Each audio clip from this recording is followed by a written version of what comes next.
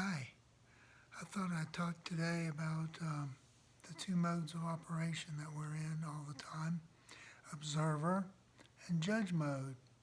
And when we work from observer mode, we're always entertained, always enjoying the movie, um, always enlightened, always learning something. And many of us, though, live in judge mode. So we're always assessing and saying, I like this, I don't like that, this is good, this is bad, this is right, this is wrong. And we don't really have to do that. Paramahansa Yogananda and several other gurus I've read have said something along the lines of, as soon as you judge, as soon as you say, I like this, I don't like that, you are in the movie. You're no longer watching it. Instead, you're in it and subject to all the whims or all the consequences in the movie.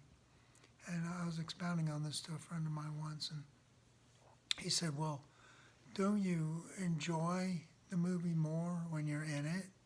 Don't you get more out of it? Doesn't it, if you let it affect you, isn't it better? And I said, no, because when you just observe it, as Jesus said, being in it but not of it, it doesn't have to affect you. You don't have to have the negative consequences, what we might call negative. So I think you can enjoy it more when you're kind of out of it, aloof from it, and not as attached to it. Certainly when you observe from the heart.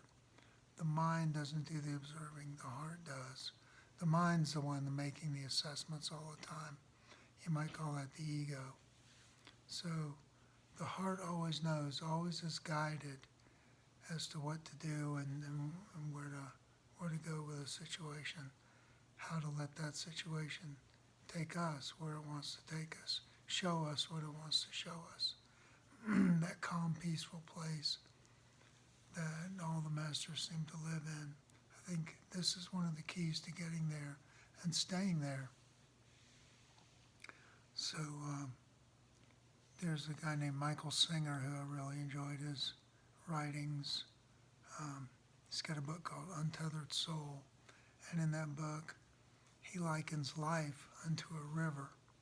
So we're laying in the river, just letting the waters wash over us, and enjoying the good, the bad, whatever you want to term it. It's just experience. It's just what comes, what happens. And as we let these wash over us, we tend to hold on to some of it. He calls it closing around some of the experiences. And he makes the point, what do we actually close around? The bad stuff, the stuff that affects us, the stuff that makes us sad, stuff that the ego judges as good, bad, right, wrong. So if we can just lay in that river, observe the waters bringing us their blessings and otherwise, we can just be unaffected and have more fun with this. Eckhart Tolle has a wonderful quote. It's never about what happens, he says. So you think, well, what is it about? Is it about what we do with what happens? No, I think what he means is it's about how we feel about what happens. And if we can be neutral about what happens, we can have a lot more fun here. Nothing has to affect us so much as it does.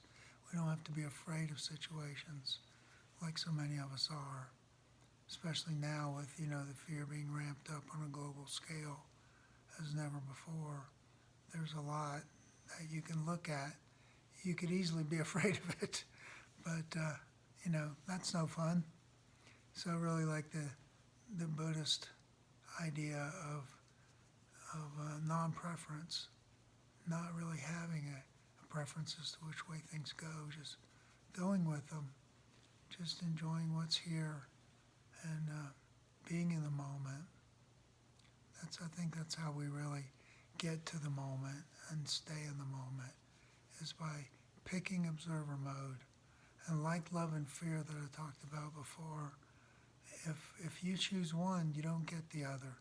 these are mutually exclusive, like light and dark. You don't have both at the same time.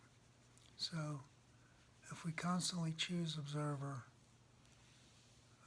we'll be in bliss, because bliss is our true nature. It's not something we have to look for, something we have to attain. I say enlightenment is something we already have. We have to realize we have it. Yogananda likens it to a diamond. Our souls are like diamonds covered with mud. So the diamond's always the diamond. It can't be anything else. It never could, it never will. But it's got this mud on it, and it can't reflect the sun's light. Get the mud off, and the diamond is there in all its glory. So the mud in this case is our beliefs, our stuff, our conditions that we put on our happiness. So if you're just the observer, you don't have conditions on your happiness. Doesn't that sound like fun? So I found it to be so, not that I'm doing this all the time, but when I do find myself judging and watching my languaging, when I say, I don't like this, or I like this, and this is good, this is bad, I fall into it. But usually I bring myself back. Oh, wait a minute. I don't really want to say it that way. Let's put this in other words. So just a new way to look at things if you never thought of this before. It's lots of fun, so play around with it, and blessings on your journey.